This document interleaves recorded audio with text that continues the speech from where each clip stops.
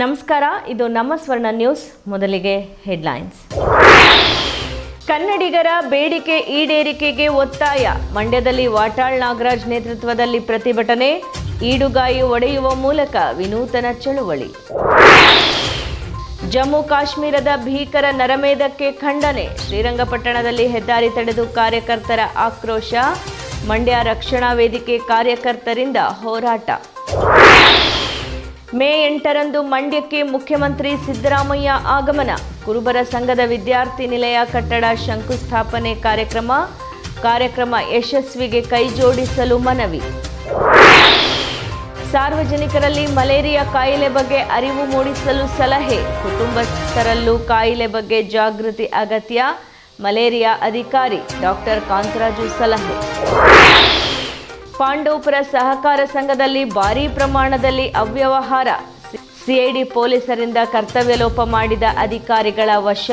ಸುದೀರ್ಘ ವಿಚಾರಣೆ ಸಾಧ್ಯತೆ. ಕೆಆರ್ಎಸ್ ಬಳಿ ಕಾವೇರಿ ಆರತಿ ವಿಚಾರಕ್ಕೆ ಖಂಡನೆ. ಅಮ್ಯೂಸ್ಮೆಂಟ್ ಪಾರ್ಕ್ ನೆಪದಲ್ಲಿ ಹಣ ಒಡೆಯುವ ಉದ್ದೇಶ.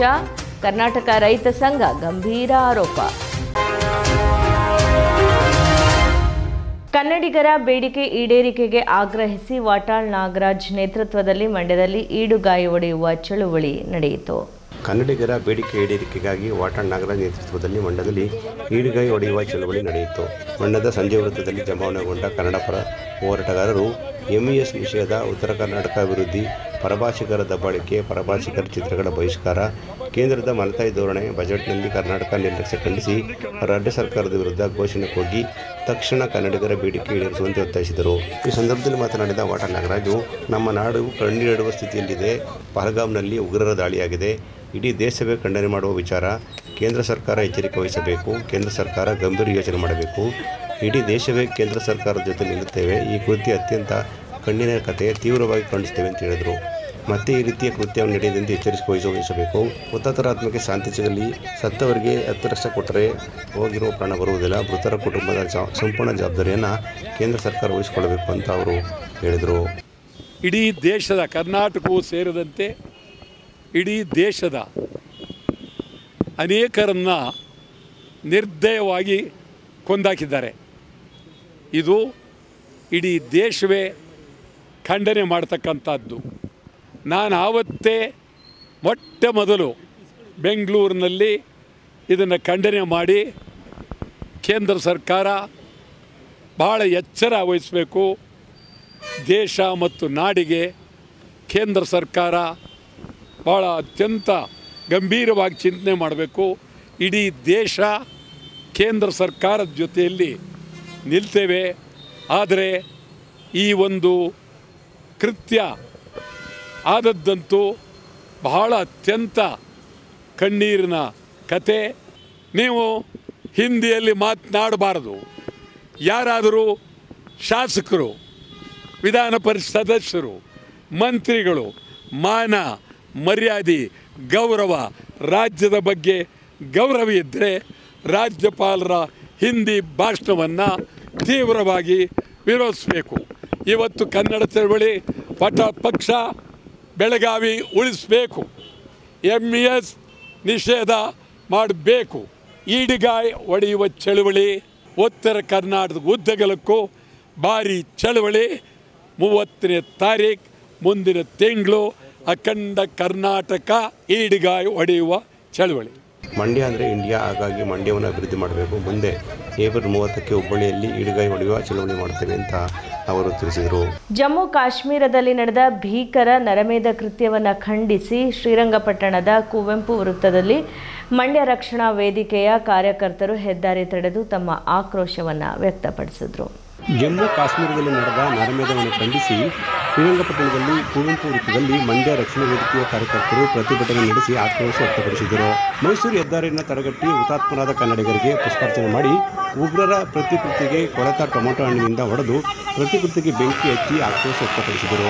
ಈ ಸಂದರ್ಭದಲ್ಲಿ ಮಂಡ್ಯ ರಕ್ಷಣಾ ವೇದಿಕೆಯ ಸಂಸ್ಥಾಪಕ ಅಧ್ಯಕ್ಷರಾದ ಶಂಕರಬಾಬು ಮಾತನಾಡಿ, ಇಂದಿನ ಪರಿಸ್ಥಿತಿಯಲ್ಲಿ ನಾವು ಹಿಂದೂ ಆಗಿದ್ದರೂ ಸಹ ಪರಕೀಯರಾಗಿ ಬದುಕುತ್ತಿದ್ದೇವೆ.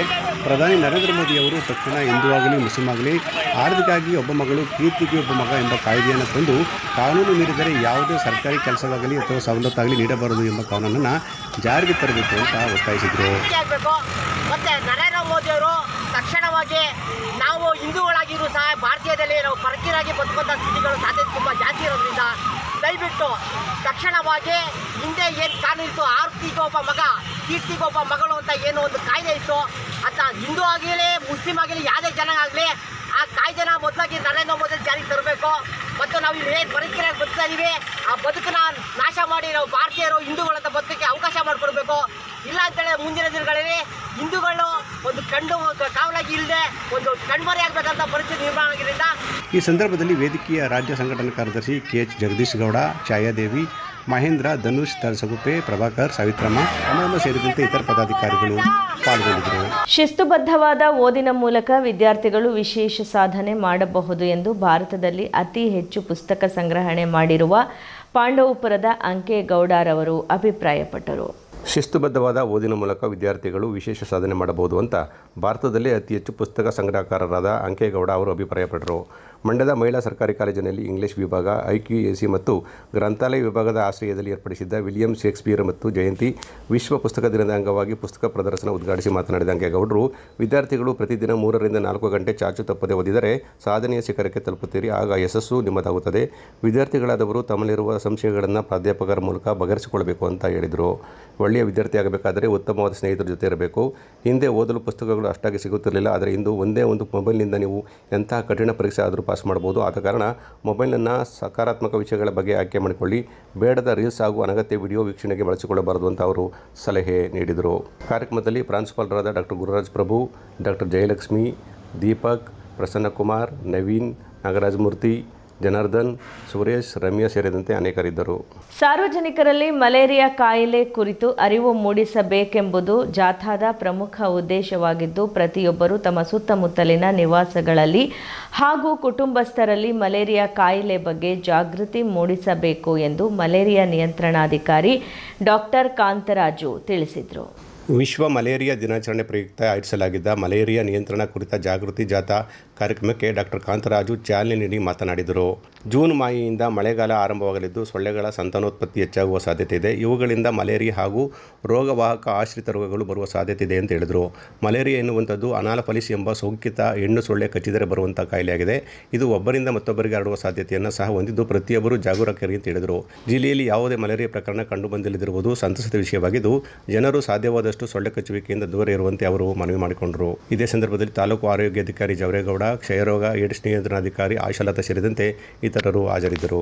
ಹಲಗೂರು ಸಮೀಪದ ಹಲಸಹಳ್ಳಿ ವಿವಿಧೋದ್ದೇಶ ಪ್ರಾಥಮಿಕ ಗ್ರಾಮೀಣ ಕೃಷಿ ಸಹಕಾರ ಸಂಘದ ನೂತನ ಅಧ್ಯಕ್ಷರಾಗಿ ಬಾಣಸಮುದ್ರ ಗ್ರಾಮದ ಶ್ರೀಧರ್ ಮತ್ತು ಉಪಾಧ್ಯಕ್ಷರಾಗಿ ಗೀತಾ ಸುರೇಶ್ ಅವರು ಅವಿರೋಧವಾಗಿ ಆಯ್ಕೆಯಾದರು. ಹಲಗೂರು ಸಮೀಪದ ಹಲಸಹಳ್ಳಿ ವಿವಿಧೋದ್ದೇಶ ಪ್ರಾಥಮಿಕ ಗ್ರಾಮೀಣ ಕೃಷಿ ಸಹಕಾರ ಸಂಘದ ನೂತನ ಅಧ್ಯಕ್ಷರಾಗಿ ಬಾಣಸಮುದ್ರ ಗ್ರಾಮದ ಶ್ರೀಧರ್ ಮತ್ತು ಉಪಾಧ್ಯಕ್ಷರಾಗಿ ಗೀತಾ ಸುರೇಶ್ ಅವಿರೋಧವಾಗಿ ಆಯ್ಕೆಯಾದರು. 12 ಸದಸ್ಯ ಬಲದ ಸಂಘಕ್ಕೆ ಶುಕ್ರವಾರ ಚುನಾವಣೆ ನಿಗದಿಯಾಗಿತ್ತು. ಅಧ್ಯಕ್ಷ ಸ್ಥಾನಕ್ಕೆ ಶ್ರೀಧರ್ ಮತ್ತು ಉಪಾಧ್ಯಕ್ಷ ಸ್ಥಾನಕ್ಕೆ ಗೀತಾ ಅವರು ಮಾತ್ರ ನಾಮಪತ್ರ ಸಲ್ಲಿಸಿದರು. ಬೇರಾವ ನಾಮಪತ್ರ ಸಲ್ಲಿಕೆಯಾಗದ ಕಾರಣ ಚುನಾವಣಾಧಿಕಾರಿ ಆಶಾ ಅವಿರೋಧ ಆಯ್ಕೆ ಘೋಷಣೆ ಮಾಡಿದರು. ಸಂಘದ ನೂತನ ಅಧ್ಯಕ್ಷ ಶ್ರೀಧರ್ ಮಾತನಾಡಿ, ಸಂಘದ ಎಲ್ಲ ನಿರ್ದೇಶಕರು ಒಗ್ಗೂಡಿ ನನ್ನನ್ನು ಅಧ್ಯಕ್ಷನಾಗಿ ಆಯ್ಕೆ ಮಾಡಿರುವುದಕ್ಕೆ ಕೃತಜ್ಞತೆ ಸಲ್ಲಿಸುತ್ತೇನೆ. ಸಹಕಾರ ಇಲಾಖೆ ವತಿಯಿಂದ ಸಂಘದ ಸದಸ್ಯರಿಗೆ ದೊರಕುವ ಬಿತ್ತನೆ ಬೀಜ, ರಾಸಾಯನಿಕ ಗೊಬ್ಬರ, ಸಾಲ ಸೌಲಭ್ಯಗಳನ್ನು ಸಕಾಲಕ್ಕೆ ತಲುಪಿಸುವ ಕೆಲಸ ಮಾಡುತ್ತೇನೆ. ಮುಂದಿನ ದಿನಗಳಲ್ಲಿ ಪಾರದರ್ಶಕ ಆಡಳಿತಕ್ಕೆ ಒತ್ತು ನೀಡುತ್ತೇನೆ ಅಂತ ಅವರು ಭರವಸೆ ನೀಡಿದರು. ಈ ಸಂದರ್ಭದಲ್ಲಿ ನಿರ್ದೇಶಕರಾದ ಫಾರೂಕ್ ಪಾಷಾ, ರಾಮಚಂದ್ರ, ದೊಡ್ಡಸ್ವಾಮಿ ಸೇರಿದಂತೆ ಅನೇಕ ನಿರ್ದೇಶಕರು ಹಾಜರಿದ್ದರು. ಭಾರತಿ ನಗರದ ಸಮೀಪದ ಅಣ್ಣೂರು ಗ್ರಾಮ ಪಂಚಾಯಿತಿ ಮನೆಗಳ ಮುಂದೆ ರಂಗೋಲಿ ಬಿಟ್ಟು ಪಂಚಾಯತ್ ರಾಜ್ ದಿನದ ಆಚರಣೆಯನ್ನು ವಿಶೇಷವಾಗಿ ಆಚರಿಸಿ ಪ್ರತಿಯೊಬ್ಬರಿಗೂ ಶುಭಾಶಯ ತಿಳಿಸಿ ಅಣ್ಣೂರು, ಆಲಬುಜನಹಳ್ಳಿ, ಕಾರಕಹಳ್ಳಿ ಗ್ರಾಮಗಳಲ್ಲಿ ರಾಷ್ಟ್ರೀಯ ಪಂಚಾಯತ್ ರಾಜ್ ದಿನವನ್ನು ವಿಭಿನ್ನವಾಗಿ ಆಚರಿಸಲಾಗಿದೆ. ಮುಂಜಾನೆಯೇ ಮನೆ ಮುಂದೆ ರಂಗೋಲಿ ಬಿಟ್ಟು ಶುಭಾಶಯ ತಿಳಿಸಿ ಅಣ್ಣೂರು, ಆಲಬುಜನಹಳ್ಳಿ, ಕಾರಕನಹಳ್ಳಿ ಗ್ರಾಮಗಳಲ್ಲಿ ರಾಷ್ಟ್ರೀಯ ಪಂಚಾಯತ್ ರಾಜ್ ದಿನವನ್ನು ವಿಶೇಷ ಮತ್ತು ವಿನೂತನ ರೀತಿಯಲ್ಲಿ ಆಚರಿಸಲಾಗಿದೆ. ಭಾರತೀನಗರ ಸಮೀಪದ ಅಣ್ಣೂರು ಗ್ರಾಮ ಪಂಚಾಯಿತಿ ವ್ಯಾಪ್ತಿಯ ಅಣ್ಣೂರು, ಆಲಬುಜನಹಳ್ಳಿ, ಕಾರಕಹಳ್ಳಿ ಗ್ರಾಮದ 1,500 ಮನೆಗಳ ಮುಂದೆ ಜನರು ನಸುಕಿನಲ್ಲಿಯೇ ಬಣ್ಣದ ರಂಗೋಲಿ ಬಿಟ್ಟು ಪಂಚಾಯತ್ ರಾಜ್ ದಿನದ ಶುಭಾಶಯ ತಿಳಿಸಿ ದೇಶದಲ್ಲೇ ಇಂತಹ ಮಾದರಿ ಅನುಸರಿಸಿದ ಹಿರಿಮೆ ಹಾಗೂ ದಾಖಲೆಗೆ ಪಾತ್ರರಾದರು. ಮುಂಜಾನೆಯೇ ಗ್ರಾಮದ ಪ್ರಮುಖ ದ್ವಾರಗಳನ್ನು ತಳಿರು ತೋರಣಗಳನ್ನು ಕಟ್ಟಿ ಸಿಂಗರಿಸಿ ಪಂಚಾಯತ್ ರಾಜ್ ದಿನದ ಶುಭಾಶಯಗಳನ್ನು ತಿಳಿಸಿ ಗ್ರಾಮಗಳಲ್ಲಿ ಹಬ್ಬದ ಹಬ್ಬದ ವಾತಾವರಣ ಮೂಡಿಸಿದರು. ಇಲ್ಲಿನ ನಾಗರಿಕರು ಗ್ರಾಮ ಪಂಚಾಯಿತಿ ಆಡಳಿತ ಮಂಡಳಿಯವರ ಕಾರ್ಯವನ್ನು ಶ್ಲಾಘಿಸಿದರು. ಮನೆಗಳು ಮಾತ್ರವಲ್ಲದೆ ಸರ್ಕಾರಿ ಸಹಕಾರಿ ಸಂಸ್ಥೆಗಳು, ಶಾಲಾ ಕಾಲೇಜು, ಹಾಸ್ಟೆಲ್, ಅಂಗನವಾಡಿಗಳ ಮುಂದೆ ಸಿಬ್ಬಂದಿ ಕೂಡ ರಂಗೋಲಿ ಬಿಟ್ಟು ಏಕತೆ ಮೆರೆದರು. ಪಂಚಾಯತ್ ರಾಜ್ ದಿನ ಅಂದ್ರೆ ಪಂಚಾಯತ್ ರಾಜ್ ದಿನ ಅಂದ್ರೆ ನಮ್ಗೆ ಏನು ಅಂತಾನೆ ಗೊತ್ತಾಯ್ತಿರ್ಲಿಲ್ಲ.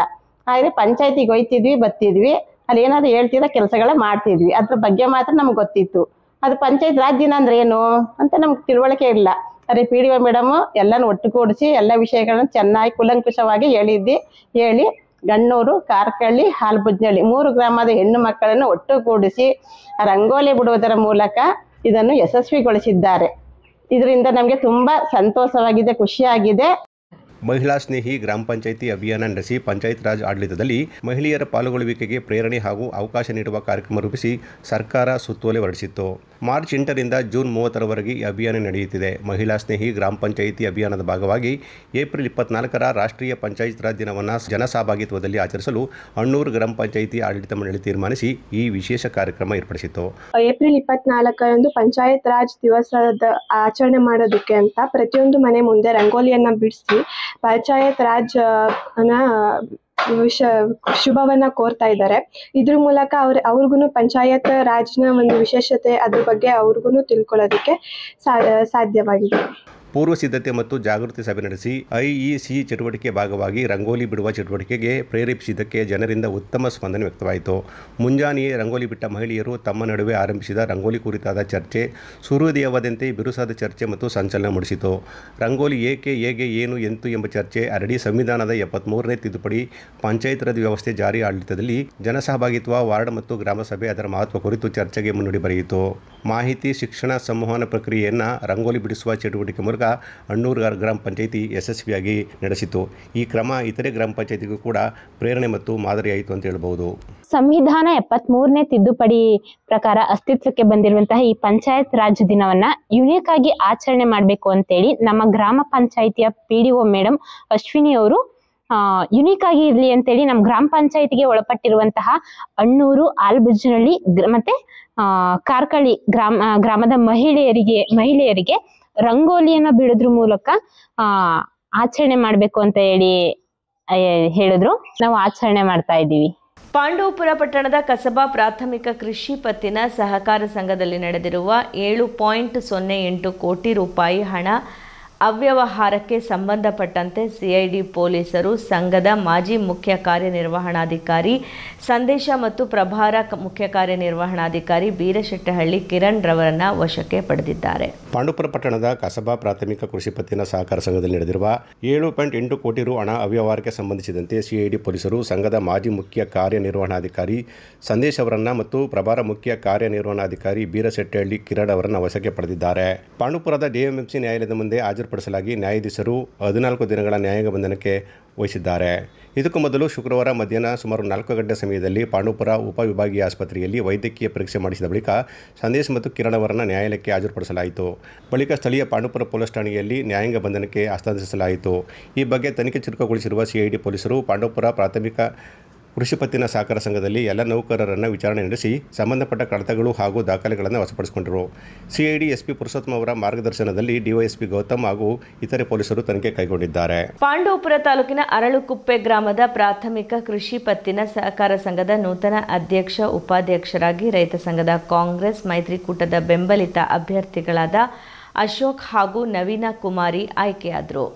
ಪಾಂಡವಪುರ ತಾಲೂಕಿನ ಅರಳುಕುಪ್ಪೆ ಗ್ರಾಮದ ಪ್ರಾಥಮಿಕ ಕೃಷಿ ಪತ್ತಿನ ಸಹಕಾರ ಸಂಘದ ನೂತನ ಅಧ್ಯಕ್ಷ ಉಪಾಧ್ಯಕ್ಷರಾಗಿ ರೈತ ಸಂಘ ಕಾಂಗ್ರೆಸ್ ಮೈತ್ರಿಕೂಟದ ಬೆಂಬಲಿತ ಅಭ್ಯರ್ಥಿಗಳಾದ ಅಶೋಕ್ ಹಾಗೂ ನವೀನ್ ಕುಮಾರಿ ಆಯ್ಕೆಯಾದರು. ಒಟ್ಟು 11 ನಿರ್ದೇಶಕರ ಬಲವನ್ನು ಹೊಂದಿರುವ ಸಂಘದಲ್ಲಿ ರೈತ ಸಂಘ ಕಾಂಗ್ರೆಸ್ ಮೈತ್ರಿಕೂಟದ ಬೆಂಬಲಿತ 7 ಹಾಗೂ JDS ಬೆಂಬಲಿತ 4 ಅಭ್ಯರ್ಥಿಗಳು ಇದ್ದಾರೆ.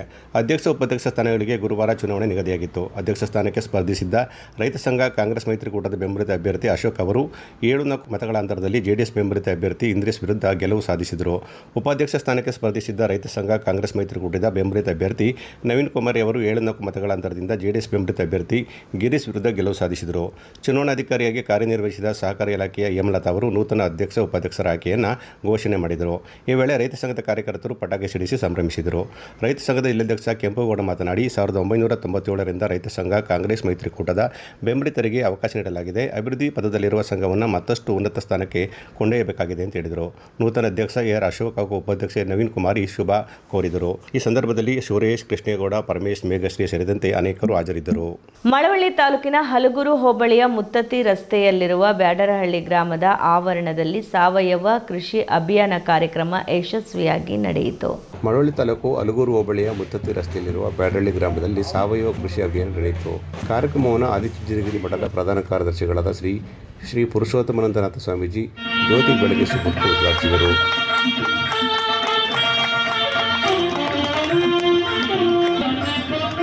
ನಂತರ ಮಾತನಾಡಿದವರು ರಾಸಾಯನಿಕ ಗೊಬ್ಬರವನ್ನು ಬಿಟ್ಟು ಕೊಟ್ಟಿಗೆ ಗೊಬ್ಬರ ಬಳಸಿ ಸಾವಯವ ಕೃಷಿ ಮಾಡಿ ಆರೋಗ್ಯವನ್ನು ಕಾಪಾಡಿಕೊಳ್ಳಬೇಕು ಅಂತ ತಿಳಿಸಿದರು. ಈಗ ಸರ್ಕಾರ ಕೊಡುವಂಥ ಗೊಬ್ಬರಗಳು ಬಹಳ ಕಡಿಮೆ ಬೆಲೆ ಕೊಡ್ತೇವೆ, ರಿಬೇಟ್ ದರದಲ್ಲಿ ಕೊಡ್ತೇವೆ, ಹೀಗೆ ಏನೇನೋ ಹೇಳಿ ಕೊಡ್ತಾ ಇದ್ದಾರೆ.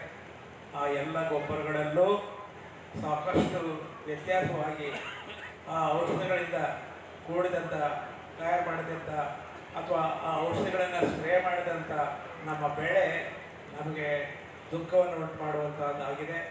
ಅದನ್ನು ಕಡಿಮೆ ಮಾಡಬೇಕಾಗಿದೆ. ಆದ್ದರಿಂದ ಎಲ್ಲ ಕೃಷಿ ವಿಜ್ಞಾನಿಗಳು, ಎಲ್ಲ ಸಾವಯವ ಕೃಷಿಯನ್ನು ಪ್ರೋತ್ಸಾಹ ಮಾಡುವಂಥ ಸಂಘ ಸಂಸ್ಥೆಗಳು ಹೆಚ್ಚಿನ ಪ್ರಚಾರದ ಮೂಲಕ ನಮ್ಮ ರೈತರ ಕೃಷಿ ವಿಧಾನವನ್ನು ಬದಲಾಯಿಸಬೇಕು ಅಂತ ನಾನು ಒತ್ತಾಯಪೂರ್ವಕವಾಗಿ ಹೇಳ್ತಾ ಇದ್ದೇನೆ. ಕಾರ್ಯಕ್ರಮದಲ್ಲಿ ಸಾವಿರಾರು ರೈತರು ಪಾಲ್ಗೊಂಡಿದ್ದರು. ಅಲ್ಲದೆ ರೈತರಿಗೆ ಅನುಕೂಲವಾಗುವ ನಿಟ್ಟಿನಲ್ಲಿ ಮಳಿಗೆಗಳನ್ನು ಕೂಡ ಹಾಕಲಾಗಿತ್ತು. 1800 people and ನಿನ್ನೆ ತನಕ ನಮ್ಮ ಮಗ ಸೇರಿ after 4th standard itself we will continue what I wanted to do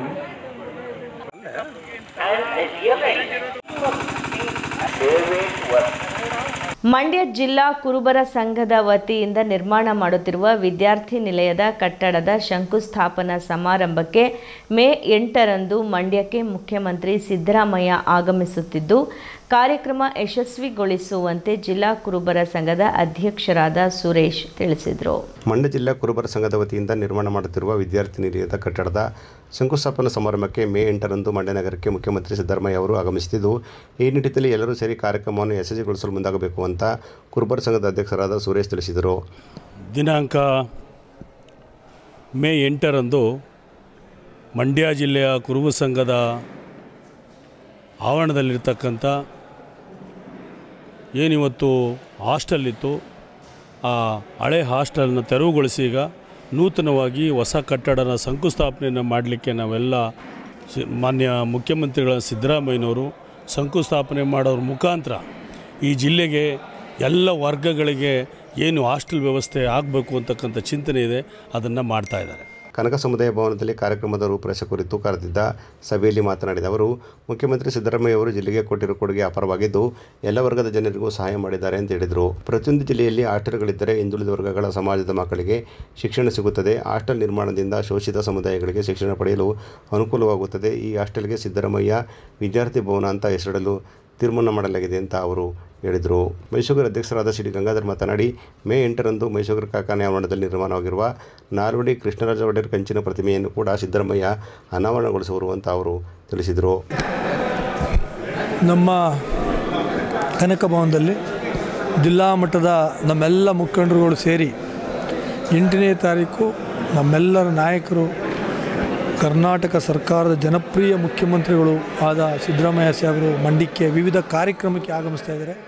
ತತ್ಸಂಬಂಧವಾಗಿ ಹೆಚ್ಚಿನ ರೀತಿಯಲ್ಲಿ ಆ ಒಂದು ಕಾರ್ಯಕ್ರಮದಲ್ಲಿ ನಮ್ಮೆಲ್ಲ ಮುಖಂಡರುಗಳು ಜಿಲ್ಲಾದ್ಯಂತ ಕಾರ್ಯಕರ್ತರನ್ನು ಭಾಗವಹಿಸಿ ಯಶಸ್ವಿಗೊಳಿಸಬೇಕು ಅನ್ನುವಂಥ ಮಾಹಿತಿಯನ್ನು ಜಿಲ್ಲೆಯ ಮೂಲೆ ಮೂಲೆಯಿಂದ ಬಂದಿರತಕ್ಕಂಥ ಎಲ್ಲ ಮುಖಂಡರು ನೋಡಿದ್ದೀವಿ. ನಾಳೆ ಕಳೆದು ನಾಳಿದಿಂದ ಜಿಲ್ಲಾದ್ಯಂತ ಪ್ರವಾಸ ಮಾಡಿ ಈ ಕಾರ್ಯಕ್ರಮಕ್ಕೆ ಹೆಚ್ಚಿನ ಜನ ಬರಬೇಕು ಅಂತಕ್ಕಂಥ ಮನವಿಯನ್ನು ಮಾಡ್ತೀವಿ. ಜಿಲ್ಲಾ ಹಿಂದುಳಿದ ಜಾತಿಗಳ ಒಕ್ಕೂಟದ ಅಧ್ಯಕ್ಷರಾದ ನಾಗರಾಜು ಮಾತನಾಡಿ, ಮುಖ್ಯಮಂತ್ರಿ ಸಿದ್ದರಾಮಯ್ಯ ಅವರು ಎಲ್ಲರಿಗೂ ಸಾಮಾಜಿಕ ನ್ಯಾಯವನ್ನು ಒದಗಿಸುವಂತೆ ಕೆಲಸ ಮಾಡಿದ್ದಾರೆ ಅಂತ ಅವರು ಹೇಳಿದರು. ಕಾರ್ಯಕ್ರಮದಲ್ಲಿ L Sandesh, Vijayalakshmi Raghunandan, Amjad Pasha, D Vijayakumar, Beerappa, Sathnur Krishna, D Ramesh, Venkatesh, Somashekar, Satish ಸೇರಿದಂತೆ ಅನೇಕರು ಪಾಲ್ಗೊಂಡಿದ್ದರು. ಮಳವಳ್ಳಿ ತಾಲೂಕಿನ ಕುಂದೂರು ಬೆಟ್ಟದ ಶ್ರೀ ರಸಸಿದ್ದೇಶ್ವರ ಮಠದ ಬ್ರಹ್ಮೋಪದೇಶ ಪೂರ್ವಕ ಗುರು ಪಟ್ಟಾಧಿಕಾರಿ ಮಹೋತ್ಸವ ಹಾಗೂ ಸುಕ್ಷೇತ್ರದ ಶ್ರೀ ಮಹಾದ್ವಾರ ಉದ್ಘಾಟನೆ ಕಾರ್ಯಕ್ರಮವನ್ನು ಮೇ 11ರಂದು ಹಮ್ಮಿಕೊಳ್ಳಲಾಗಿದೆ ಎಂದು ಮಠದ ಮಠಾಧೀಶರಾದ ನಂಜುಂಡ ಸ್ವಾಮೀಜಿ ತಿಳಿಸಿದರು.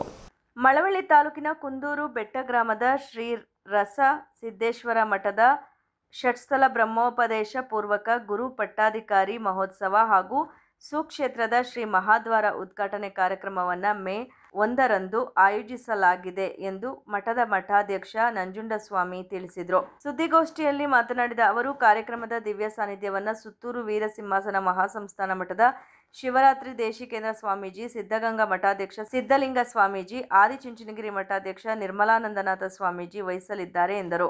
ಸೂರ್ಯ ಸಿಂಹಾಸನ ಮಠದ ಸಿದ್ಧಲಿಂಗ ಶಿವಾಚಾರ್ಯ ಸ್ವಾಮೀಜಿ ಬಸವಣ್ಣನವರ ಭಾವಚಿತ್ರ ಅನಾವರಣಗೊಳಿಸಲಾಗುವುದು. ರಸಸಿದ್ದೇಶ್ವರ ಮಠಾಧ್ಯಕ್ಷ ನಂಜುಂಡ ಸ್ವಾಮೀಜಿ ಪ್ರಾಸ್ತಾವಿಕ ನುಡಿಗಳನ್ನಾಡುವರು. ಸಾಲೂರು ಬೃಹನ್ ಮಠದ ಶಾಂತ ಮಲ್ಲಿಕಾರ್ಜುನ ಸ್ವಾಮೀಜಿ ರುದ್ರಮುನಿ ಸ್ವಾಮಿಗಳ ಭಾವಚಿತ್ರ ಅನಾವರಣ ಮಾಡುವರು ಎಂದು ಹೇಳಿದರು. ಕಾರ್ಯಕ್ರಮವನ್ನು ಕೇಂದ್ರ ಉಕ್ಕು ಮತ್ತು ಬೃಹತ್ ಕೈಗಾರಿಕಾ ಮಂತ್ರಿ ಎಚ್ ಡಿ ಕುಮಾರಸ್ವಾಮಿ ಉದ್ಘಾಟಿಸಲಿದ್ದು, ಶಾಸಕ ಪಿಎಂ ನರೇಂದ್ರ ಸ್ವಾಮಿ ಅಧ್ಯಕ್ಷತೆ ವಹಿಸುವರು. ಬಿಜೆಪಿ ರಾಜ್ಯಾಧ್ಯಕ್ಷ ಮಹಾದ್ವಾರದ ಉದ್ಘಾಟನೆ ನೆರವೇರಿಸುವರು. ಮುಖ್ಯ ಅತಿಥಿಗಳಾಗಿ ಜಿಲ್ಲಾ ಉಸ್ತುವಾರಿ ಸಚಿವ ಎನ್ ಚೆಲುವರಾಯಸ್ವಾಮಿ, ವಿಧಾನ ಪರಿಷತ್ ಮಾಜಿ ಉಪಸಭಾಪತಿ ಮರಿತಿಬ್ಬೇಗೌಡ, ಶಾಸಕ ಗಣೇಶ್ ಪ್ರಸಾದ್, ಚಾಮ್ಶುಗರ್ ವ್ಯವಸ್ಥಾಪಕ ನಿರ್ದೇಶಕ ಶ್ರೀನಿವಾಸನ್ ಸೇರಿದಂತೆ ಹಲವು ಗಣ್ಯರು ಭಾಗವಹಿಸಲಿದ್ದಾರೆ ಎಂದು ವಿವರಿಸಿದರು. ಶ್ರೀ ರಸಸಿದ್ದೇಶ್ವರ ಮಠ, ಕುಂದೂರು ಬೆಟ್ಟ, ತೆಂಕಳ್ಳಿ ಈ ಪುಣ್ಯಕ್ಷೇತ್ರದಲ್ಲಿ ಮೇ 1ರಂದು ಗುರುವಾರ ನಡೆಯಲಿರುವ ಗುರುಪಟ್ಟಾಧಿಕಾರ ಮಹೋತ್ಸವ ಹಾಗೂ ಶ್ರೀ ಕ್ಷೇತ್ರದ ಮುಖ್ಯ ದ್ವಾರ ಉದ್ಘಾಟನೆ ಕಾರ್ಯಕ್ರಮವು ಭಾಳ ಯಶಸ್ವಿಯಾಗಿ ನಡೆಯಲಿಕ್ಕೆ ಒಂದು ತೀರ್ಮಾನವಾಗಿದೆ. ಈ ಒಂದು ಪವಿತ್ರ ಕಾರ್ಯಕ್ರಮಕ್ಕೆ ಪರಮಪೂಜ್ಯ ಜಗದ್ಗುರು ಶ್ರೀ ಸುತ್ತೂರು ಶಿವರಾತ್ರಿ ದೇಶಿಕೇಂದ್ರ ಮಹಾಸ್ವಾಮಿಗಳವರು ಹಾಗೂ ಪರಮಪೂಜ್ಯರಾದಂಥ ಸಿದ್ಧಲಿಂಗ ಮಹಾಸ್ವಾಮಿ ಸಿದ್ಧಗಂಗಾ ಮಠ ತುಮಕೂರು ಪೂಜ್ಯರು ಹಾಗೂ ಪರಮಪೂಜ್ಯರಾದಂಥ ನಿರ್ಮಲಾನಂದನಾಥ ಸ್ವಾಮೀಜಿಗಳು, ಆದಿಚುಂಚನಗಿರಿ ಹಾಗೆಯೇ ಪೂಜ್ಯರುಗಳ ಜೊತೆಯಲ್ಲಿ ಇನ್ನೂ ಸುಮಾರು ಒಂದು 200 ಜನ ಪೂಜ್ಯರುಗಳು ಈ ಒಂದು ಪವಿತ್ರ ಕಾರ್ಯಕ್ರಮಕ್ಕೆ ಆಗಮಿಸಿ ಈ ಪವಿತ್ರ ಕಾರ್ಯಕ್ರಮ ಅತ್ಯಂತವಾಗಿ ನಡೆಯಲಿಕ್ಕೆ ಎಲ್ಲ ಪರಮ ಪೂಜ್ಯರು ಈಗಾಗಲೇ ಅವರು ನಮ್ಮೆಲ್ಲರಿಗೂ ಆಶೀರ್ವಾದವನ್ನು ಮಾಡಿ ಒಪ್ಪಿ ಈ ಕಾರ್ಯಕ್ರಮಕ್ಕೆ ಒಂದು ಯಶಸ್ವಿಯನ್ನು ಮಾಡಲಿದ್ದಾರೆ. ಗೋಷ್ಠಿಯಲ್ಲಿ ಅಖಿಲ ಭಾರತ ವೀರಶೈವ ಮಹಾಸಭಾದ ಅಧ್ಯಕ್ಷ ಮೂರ್ತಿ, ಜಿಲ್ಲಾ ಶರಣ ಸಂಘಟನೆ ವೇದಿಕೆಯ ಗೌರವಾಧ್ಯಕ್ಷ ಬಬ್ರುವಾಹನ, ಮುಖಂಡ ಪುಟ್ಟಬುದ್ಧಿ ಇದ್ದರು. ಕನ್ನಂಬಾಡಿ ಕಟ್ಟೆ ಮುಖ್ಯ ದ್ವಾರದ ಬಳಿ ಹಣ ಮಾಡುವ ಉದ್ದೇಶದಿಂದ ಕಾವೇರಿ ಆರತಿ ಮತ್ತು ಅಮ್ಯೂಸ್ಮೆಂಟ್ ಪಾರ್ಕ್ ಯೋಜನೆ ಮಾಡಲು ಮುಂದಾಗಿದ್ದು, ಈ ಯೋಜನೆಯನ್ನು ಕೈಬಿಡಬೇಕು ಎಂದು ಕರ್ನಾಟಕ ರಾಜ್ಯ ರೈತ ಸಂಘದ ಜಿಲ್ಲಾಧ್ಯಕ್ಷರಾದ ಇಂಡುವಾಳು ಚಂದ್ರಶೇಖರ್ ಒತ್ತಾಯಿಸಿದರು. ಕನ್ನಂಬಾಡಿ ಕಟ್ಟೆ ಮುಖ್ಯ ದ್ವಾರದ ಬಳಿ ಹಣ ಮಾಡುವ ಉದ್ದೇಶದಿಂದ ಕಾವೇರಿ ಆರತಿ ಮತ್ತು ಅಮ್ಯೂಸ್ಮೆಂಟ್ ಪಾರ್ಕ್ ಯೋಜನೆ ಮಾಡಲು ಮುಂದಾಗಿದ್ದು, ಸದರಿ ಕ್ರಿಯಾ ಯೋಜನೆ ಕೈಬಿಡಬೇಕು ಎಂದು ಕರ್ನಾಟಕ ರಾಜ್ಯ ರೈತ ಸಂಘದ ಜಿಲ್ಲಾಧ್ಯಕ್ಷ ಇಂಡುವಾಳು ಚಂದ್ರಶೇಖರ ಆಗ್ರಹಿಸಿದರು. ಸುದ್ದಿಗೋಷ್ಠಿಯಲ್ಲಿ ಮಾತನಾಡಿದ ಅವರು, ಐತಿಹಾಸಿಕ ಕಾವೇರಿ ಆರತಿ ಎಂಬ ಹೆಸರು ಸೇರಿಸಿ ಕನ್ನಂಬಾಡಿ ಅಣೆಕಟ್ಟೆಯ ಪರಿಸರ ನೈರ್ಮಲ್ಯಕ್ಕೆ ಧಕ್ಕೆ ತರುವಂತಹ ಕೆಲಸ ಮಾಡಲಾಗುತ್ತಿದೆ. ಕಾವೇರಿ ಆರತಿಯ ಯೋಜನೆಯಲ್ಲಿ ಭ್ರಷ್ಟಾಚಾರದ ವಾಸನೆ ಮೂಡುತ್ತಿದೆ ಎಂದರು. ಸರ್ಕಾರ ಲಾಭ ಮಾಡಿ ಹಣ ಲೂಟಿ ಹೊಡೆಯುವ ಉದ್ದೇಶದಿಂದ ಇಂತಹ ಯೋಜನೆಗಳನ್ನು ಜಾರಿಗೆ ತರಲಾಗುತ್ತಿದ್ದು, ಅಚ್ಚುಕಟ್ಟು ವ್ಯಾಪ್ತಿಯ ಮುಖ್ಯ ನಾಲೆ, ಉಪನಾಲೆ, ಸೀಳು ನಾಲೆ, ನಾಲಾ ಬದಿಯ ರಸ್ತೆಗಳು ತೀರಾ ಹದಗೆಟ್ಟಿದೆ. ನಾಲೆಯ ಕೊನೆಯ ಭಾಗಕ್ಕೆ ನೀರು ಒದಗಿಸುವ ನಿಟ್ಟಿನಲ್ಲಿ ಕೆಲಸ ಮಾಡಲು ಮುಂದಾಗಬೇಕು ಎಂದು ಆಗ್ರಹಿಸಿದರು. ಅಭಿವೃದ್ಧಿ ಕೆಲಸಕ್ಕೆ ಒತ್ತು ಕೊಡದೆ ಅನಾವಶ್ಯಕ ಯೋಜನೆಗೆ ಕೋಟಿಗಟ್ಟಲೆ ಹಣ ವ್ಯಯ ಮಾಡುತ್ತಿರುವುದು ಖಂಡನೀಯವಾಗಿದ್ದು, ಈ ಹಿನ್ನೆಲೆಯಲ್ಲಿ ಏಪ್ರಿಲ್ 17ರಂದು ರೈತ ಸಂಘ ಸಭೆ ನಡೆಸಿದ್ದು, ಮೇ 6ರಂದು ಜಿಲ್ಲೆಯಲ್ಲಿ ಪ್ರತಿಭಟನೆ ಮಾಡಲಾಗುವುದು ಎಂದು ತಿಳಿಸಿದರು. KRSಗೆ ಹೋಗಿ ಕಾವೇರಿ ಆರತಿ ಬಗ್ಗೆ 92 ಕೋಟಿ ರೂಪಾಯಿ ಖರ್ಚು ಮಾಡಿ 10,000 ಜನ ಕೂತ್ಕೊಳ್ಳೋ ಆರತಿ ನೋಡೋದಕ್ಕೆ ಖರ್ಚು ಮಾಡ್ಕೊಂಡು ವ್ಯವಸ್ಥೆ ಮಾಡ್ತಾಯಿದ್ದಾರೆ. ಇದನ್ನು ವಿರೋಧಿಸಿ ನಾವು ಆಗಲೇ 17ನೇ ತಾರೀಕು ಹೇಳಿದ್ನಲ್ಲ, 17ನೇ ತಾರೀಕು ಸಭೆ ಮಾಡಿ 6ನೇ ತಾರೀಕು ಪ್ರತಿಭಟನೆ ಇಟ್ಕೊಂಡಿದ್ದೀವಿ. ಈ ಮಧ್ಯೆ ಇವರು ನಿನ್ನೆ ಮೊನ್ನೆಯಿಂದ ಈ ಕೆಲಸ ಮಾಡ್ತಾಯಿದ್ದಾರೆ. ನಾವು ಅದನ್ನು ವಿರೋಧ ಮಾಡ್ತೀವಿ. ಯಾಕೆಂದರೆ ಕನ್ನಂಬಾಡಿ ಕಟ್ಟೆಗೆ 100 ವರ್ಷ ಆಗಿದೆ. ಅಲ್ಲಿ ಯಾವುದೇ ಕೆಲಸ ಮಾಡಕೂಡ್ದಂತ ಈಗ ಸುಮಾರು 6 ತಿಂಗಳಿಂದನೂ ಹೋರಾಟ ಮಾಡ್ತಾನೆ ಇದ್ದೀವಿ ನಾವು. ಅಮ್ಯೂಸ್ಮೆಂಟ್ ಪಾರ್ಕ್ ಆಗಲಿ, ಕಾವೇರಿ ಆರತಿ ಆಗಲಿ, ಅಲ್ಲಿಂದ ನೀರು ತಗೊಂಡು ಹೋಗೋದಾಗಲಿ ಎಲ್ಲ ವಿರೋಧ ಮಾಡ್ತಾಯಿದ್ದೀವಿ.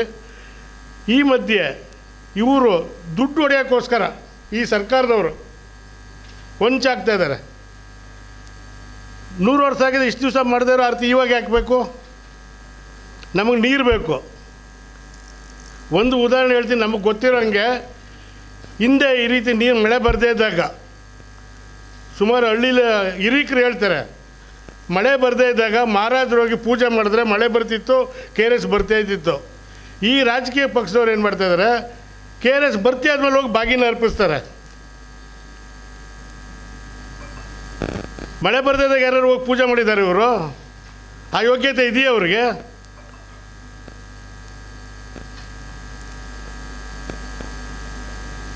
KRS ಡ್ಯಾಮ್ಗೆ ಭದ್ರತೆ ಏನು? ಭದ್ರತೆ ಕೊಡ್ತೀವಿ ಅಂತಾರೆ. ಇವರೇನು ಶಾಶ್ವತವಾಗಿರ್ತಾರೆ? ಇವರು ಅಧಿಕಾರದಲ್ಲಿ ಲೂಟಿ ಮಾಡಿಬಿಟ್ಟು ಹೋಯ್ತಾ ಇದ್ದಾರೆ. ಅದಕ್ಕೋಸ್ಕರ ಇದನ್ನು ವಿರೋಧಿಸೋಕ್ಕೋಸ್ಕರ ನಾವು 6ನೇ ತಾರೀಕು ಉಗ್ರವಾದ ಪ್ರತಿಭಟನೆ ಹಮ್ಮಿಕೊಂಡಿದ್ದೀವಿ. ಅದು ಮುನ್ನೋಟಿಗೆ ತೋರಿಸೋದಷ್ಟೇ ಕಾವೇರಿ ಆರತಿ ಅಂತ, ಆದರೆ ಹಿಂದ್ಗಡೆ ಇರ್ತಕ್ಕಂಥದ್ದು ಭ್ರಷ್ಟಾಚಾರದ ವಾಸನೆ.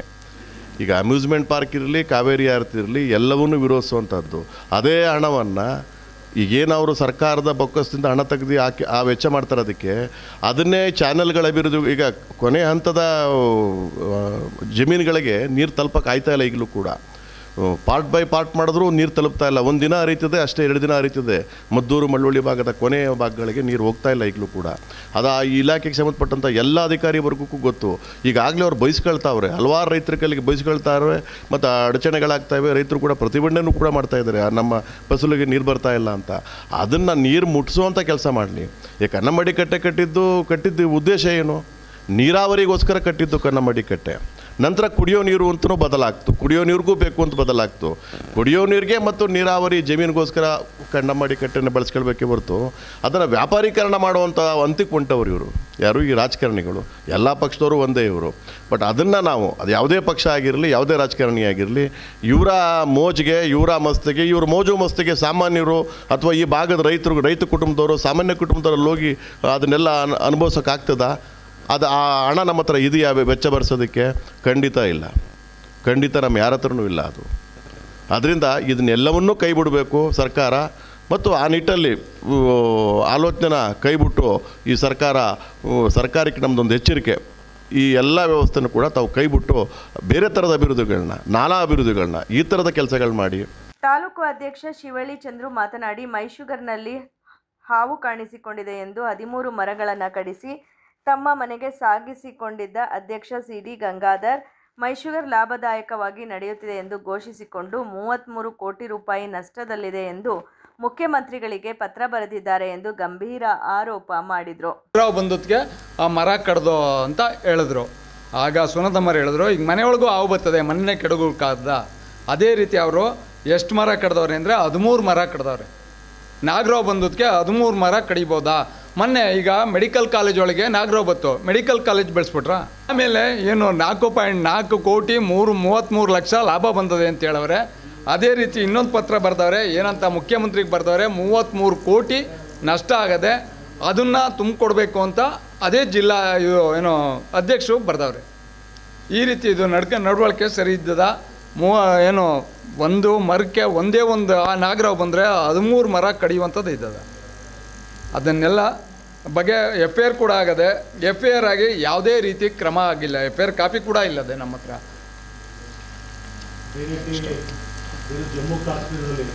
ಗೋಷ್ಠಿಯಲ್ಲಿ ಪ್ರಧಾನ ಕಾರ್ಯದರ್ಶಿ ಮಂಜೇಶ್ ಗೌಡ, ಮಾಧ್ಯಮ ಕಾರ್ಯದರ್ಶಿ ಪ್ರಕಾಶ್, ಮಲ್ಲೇಶ್, ಲಿಂಗರಾಜು, ಕುಮಾರ್ ಇದ್ದರು. ಕಲ್ಯಾಣ ಬಸವಣ್ಣ ಸೇವಾ ಟ್ರಸ್ಟ್ ಕಲ್ಯಾಣ ಬಸವಣ್ಣ ಮಠದ ಉದ್ಘಾಟನಾ ಕಾರ್ಯಕ್ರಮ ಹಲಗೂರು ಸಮೀಪದ ಹಲಸಹಳ್ಳಿ ಗ್ರಾಮದಲ್ಲಿ ನಡೆಯಿತು. ಕಲ್ಯಾಣ ಬಸವಣ್ಣ ಸೇವಾ ಟ್ರಸ್ಟ್ ಕಲ್ಯಾಣ ಬಸವಣ್ಣ ಮಠದ ಉದ್ಘಾಟನಾ ಕಾರ್ಯಕ್ರಮ ಹಲಗೂರು ಸಮೀಪದ ಹಲಸಹಳ್ಳಿ ಗ್ರಾಮದಲ್ಲಿ ನಡೆಯಿತು. ಸಂಸ್ಥೆಯನ್ನು ಗುರುವಿನಪುರ ಮಠದ ಶ್ರೀ ಶ್ರೀ ಶ್ರೀ ಜಗದೀಶ್ವರ ಶಿವಾಚಾರ್ಯ ಸ್ವಾಮೀಜಿ ಉದ್ಘಾಟಿಸಿದರು. ನಂತರ ಬುದ್ಧ, ಬಸವ, ಅಂಬೇಡ್ಕರ್ ಭಾವಚಿತ್ರಕ್ಕೆ ಪೂಜೆ ಸಲ್ಲಿಸಿದರು.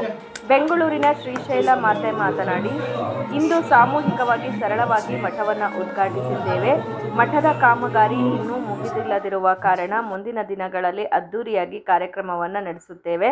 ನಾವು ಮನುಷ್ಯರನ್ನು ಮನುಷ್ಯರ ರೀತಿ ಗೌರವ ಕೊಟ್ಟು ಜಾತಿ ಧರ್ಮವನ್ನು ಬಿಡಬೇಕು, ಮಾನವ ಜನ್ಮ ದೊಡ್ಡದು ಎಂದರು. ಇದೇ ಸಂದರ್ಭದಲ್ಲಿ ವೀರಭದ್ರಯ್ಯ, ಆನಂದ್, ಸುಂದರಪ್ಪ, ಲಿಂಗಪಟ್ಟಣ, ಅನ್ನದಾನಯ್ಯ, ಪುಟ್ಟಸ್ವಾಮಿ, ಆನಂದ್ ಕುಮಾರ್, ಸಿದ್ಲಿಂಗಸ್ವಾಮಿ, ಚಲುವರಾಯಸ್ವಾಮಿ, ಮರಿಗೌಡ, ಬಿಲ್ಲಯ್ಯ, ಚೌಡಯ್ಯ ಹಾಜರಿದ್ದರು.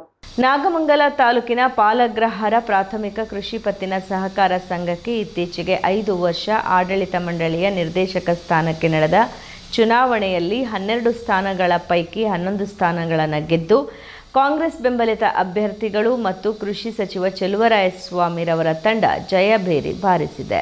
ನಾಗಮಂಗಲ ತಾಲೂಕಿನ ಪಾಲಗ್ರಹಾರ ಪ್ರಾಥಮಿಕ ಕೃಷಿ ಪತ್ತಿನ ಸಹಕಾರ ಸಂಘಕ್ಕೆ ಇತ್ತೀಚೆಗೆ 5 ವರ್ಷ ಆಡಳಿತ ಮಂಡಳಿಯ ನಿರ್ದೇಶಕ ಸ್ಥಾನಕ್ಕೆ ನಡೆದ ಚುನಾವಣೆಯಲ್ಲಿ 12 ಸ್ಥಾನಗಳ ಪೈಕಿ 11 ಸ್ಥಾನಗಳನ್ನು ಗೆದ್ದು ಕಾಂಗ್ರೆಸ್ ಬೆಂಬಲಿತ ಅಭ್ಯರ್ಥಿಗಳು ಮತ್ತು ಕೃಷಿ ಸಚಿವ ಚಲುವರಾಯಸ್ವಾಮಿರವರ ತಂಡ ಜಯಭೇರಿ ಬಾರಿಸಿದೆ. ಅಧ್ಯಕ್ಷರು ಮತ್ತು ಉಪಾಧ್ಯಕ್ಷರ ಸ್ಥಾನಕ್ಕೆ ನಡೆದ ಚುನಾವಣೆಯಲ್ಲಿ ಅಧ್ಯಕ್ಷರಾಗಿ ಉಪ್ಪಾರಹಳ್ಳಿ ಗ್ರಾಮದ ಕೃಷ್ಣೇಗೌಡ ಉರ್ಫ್ ಕೆಟ್ಟಿ ಮತ್ತು ಉಪಾಧ್ಯಕ್ಷರಾಗಿ ಬ್ಯಾಡರಹಳ್ಳಿ ಗ್ರಾಮದ ಜಯಮ್ಮ ಅವಿರೋಧವಾಗಿ ಆಯ್ಕೆಯಾದರು. ಇದೇ ಸಂದರ್ಭದಲ್ಲಿ ನೂತನವಾಗಿ ಅಧ್ಯಕ್ಷರು ಮತ್ತು ಉಪಾಧ್ಯಕ್ಷರಾಗಿ ಆಯ್ಕೆಯಾದ ಸದಸ್ಯರಿಗೆ ನಿರ್ದೇಶಕರು ಮತ್ತು ಕಾಂಗ್ರೆಸ್ ಕಾರ್ಯಕರ್ತರು ಪಟಾಕಿ ಸಿಡಿಸಿ ಸಿಎಂಪಿ ಅಭಿನಂದಿಸಿದರು.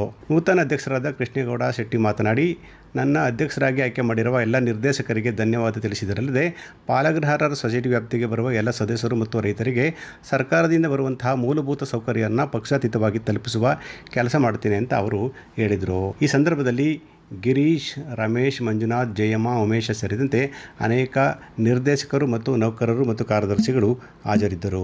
ಕೊನೆಯಲ್ಲಿ ಮತ್ತೊಮ್ಮೆ ಹೆಡ್ಲೈನ್ಸ್. ಕನ್ನಡಿಗರ ಬೇಡಿಕೆ ಈಡೇರಿಕೆಗೆ ಒತ್ತಾಯ. ಮಂಡ್ಯದಲ್ಲಿ ವಾಟಾಳ್ ನಾಗರಾಜ್ ನೇತೃತ್ವದಲ್ಲಿ ಪ್ರತಿಭಟನೆ. ಈಡುಗಾಯಿ ಒಡೆಯುವ ಮೂಲಕ ವಿನೂತನ ಚಳುವಳಿ. ಜಮ್ಮು ಕಾಶ್ಮೀರದ ಭೀಕರ ನರಮೇಧಕ್ಕೆ ಖಂಡನೆ. ಶ್ರೀರಂಗಪಟ್ಟಣದಲ್ಲಿ ಹೆದ್ದಾರಿ ತಡೆದು ಕಾರ್ಯಕರ್ತರ ಆಕ್ರೋಶ. ಮಂಡ್ಯ ರಕ್ಷಣಾ ವೇದಿಕೆ ಕಾರ್ಯಕರ್ತರಿಂದ ಹೋರಾಟ. ಮೇ 8ರಂದು ಮಂಡ್ಯಕ್ಕೆ ಮುಖ್ಯಮಂತ್ರಿ ಸಿದ್ದರಾಮಯ್ಯ ಆಗಮನ. ಕುರುಬರ ಸಂಘದ ವಿದ್ಯಾರ್ಥಿ ನಿಲಯ ಕಟ್ಟಡ ಶಂಕುಸ್ಥಾಪನೆ ಕಾರ್ಯಕ್ರಮ ಯಶಸ್ವಿಗೆ ಕೈಜೋಡಿಸಲು ಮನವಿ.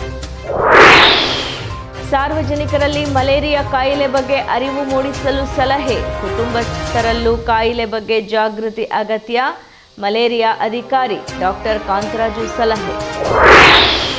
ಪಾಂಡವಪುರ ಸಹಕಾರ ಸಂಘದಲ್ಲಿ ಭಾರೀ ಪ್ರಮಾಣದಲ್ಲಿ ಅವ್ಯವಹಾರ. ಸಿಐಡಿ ಪೊಲೀಸರಿಂದ ಕರ್ತವ್ಯ ಲೋಪ ಮಾಡಿದ ಅಧಿಕಾರಿಗಳ ವಶ. ಸುದೀರ್ಘ ವಿಚಾರಣೆ ಸಾಧ್ಯತೆ. ಕೆಆರ್ಎಸ್ ಬಳಿ ಕಾವೇರಿ ಆರತಿ ವಿಚಾರಕ್ಕೆ ಖಂಡನೆ. ಅಮ್ಯೂಸ್ಮೆಂಟ್ ಪಾರ್ಕ್ ನೆಪದಲ್ಲಿ ಹಣ ಒಡೆಯುವ ಉದ್ದೇಶ. ಕರ್ನಾಟಕ ರೈತ ಸಂಘ ಗಂಭೀರ ಆರೋಪ. ಇದಿಷ್ಟು ಇವತ್ತಿನ ಸುದ್ದಿಗಳು. ನಮ್ಮ ಸ್ವರ್ಣ ಟಿವಿ, ಇದು ಬಾಂಧವ್ಯಗಳ ಬೆಸುಗೆ. ವಂದನೆಗಳು.